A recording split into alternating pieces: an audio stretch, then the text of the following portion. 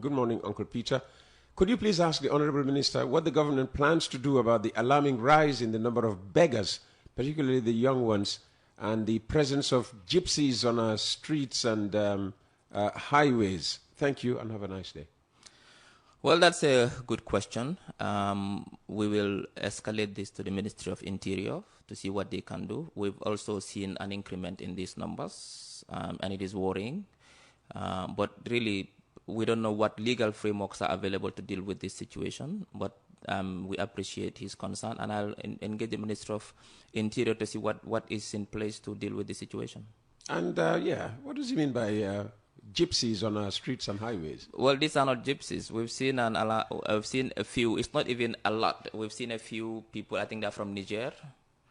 That are also around. I've seen them in some spots around the Senegambia region begging. I think they're from Niger. That's what, when I asked, because I've raised this issue before, and they told me that they are probably from Niger, and they are in town, and they are begging. They are seasonal. They come once in a while, and they beg, and they go back. Now, what legal frameworks are in place to stop these? Because when you try to also deport them, they always come back again. I know it's a challenge, but we'll discuss as a government to see what we can do to ensure that these things are prohibited. When you say you raised it where and with whom?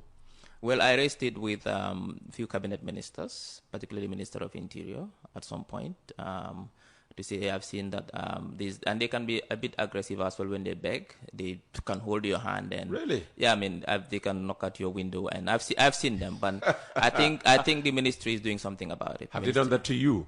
Yes, of course, around the Senegambia area, they rush and they want to beg forcefully. That's why I raised the issue.